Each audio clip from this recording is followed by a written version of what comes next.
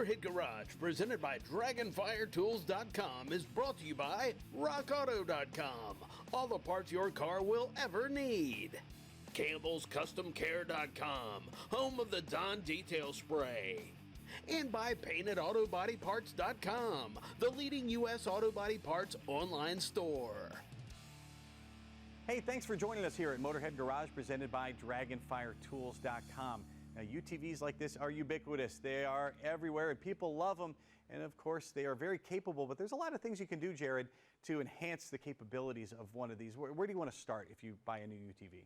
Well, our main focus at Texas Tough Customs is always to make the machine more capable by putting bigger tires on it. So for us, our lifts prioritize moving the front wheels forward and the rear wheels back so that you can fit larger tires so that it's more capable in off-road situations. The second thing that we focus on is suspension, articulation, and ride quality, and we always try to enhance the suspension from stock to make it flex more, to make it ride better, and just to make it perform, overall better. Well, let's talk about the stance of the vehicle first. You mentioned that, moving everything out.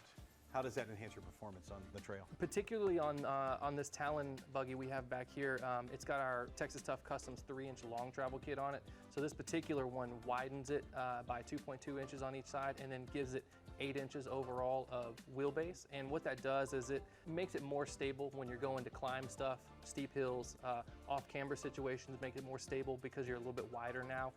Gives you a better approach angle and a departure angle in both the front and the back when you're climbing flat rock faces or even going down into deep mud holes and different stuff like that. How big can you go with stock suspension, and how big can you go with suspension from Texas Tough Customs? Absolutely. Stock suspension setup, you can usually run about a 30-inch tire before you start rubbing, depending on the model. Now, like I said, this is a Talon X, so they got a little bit shorter wheelbase, so you can run smaller tires, so about a 30 or so. With our 3-inch kits, our forward arms, all of our kits that we offer for the Talon, you can run a 35-inch tire, no issues, no rub, no nothing. So. Well, there's a stark difference between the stock control arms here. We're looking at the upper and lower that come stock with a Talon like this. How are Texas Tough Customs arms different from what we see stock? Obviously, Absolutely. There's a visible difference, but how do you make them differently? Yeah. So obviously these are the stock arms. They're super small tubing, super thin wall tubing as well.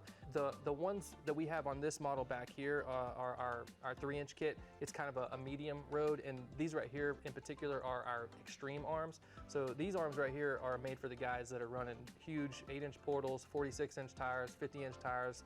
This is our ball joint delete kit. So as you can see, this particular kit is our most extreme option. It's going to convert the stock ball joint to a 1 1/4 Heim joint, which is exponential improvement over stock. You don't break the ball joints anymore. You can run the biggest tire you want, and you can get after it in the mud or in the rocks or whatever you want to do. And when you go to a bigger tire, that's a lot of unsprung weight out there too. So what kind of things do you have to take into consideration when you're building a control arm?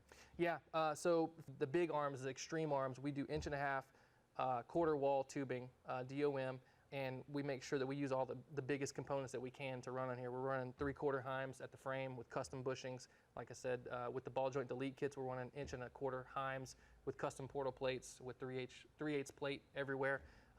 And so we make sure that we build our arms big enough so they can handle these 40, 50-inch tires, because some of these tires and wheel combinations can be several hundred pounds just for one tire. So our arms have to be able to hold that when it is lifted, when the tire's lifted, or when you're in a mud hole or anything like that. So it enables you to put the tire on there in the first place, and it's going to stand up to the beating it's going to take. Absolutely.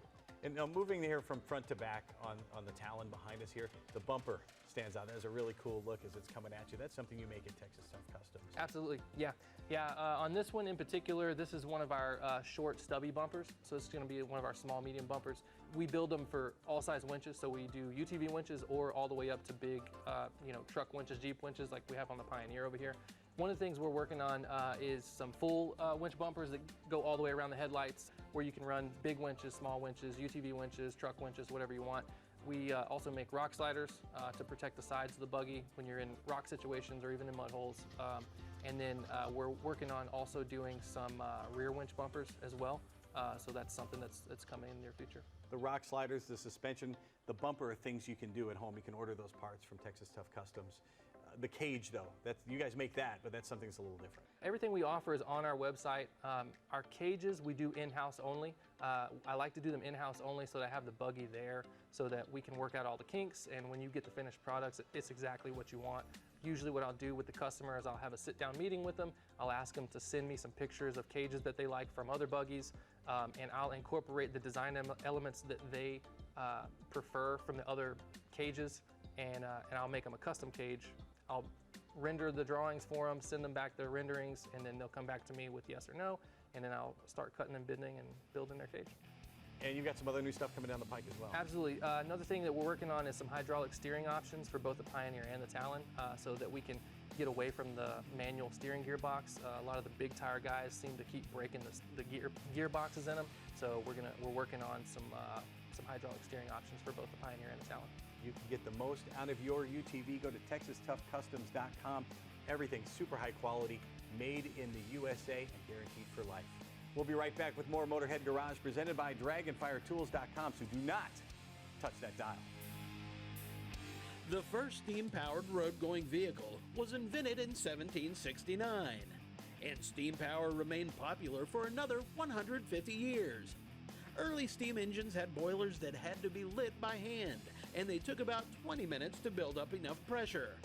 Furthermore, steam-powered cars had only about a 30-minute supply of water on board, a far cry from the high-tech cars we all drive today.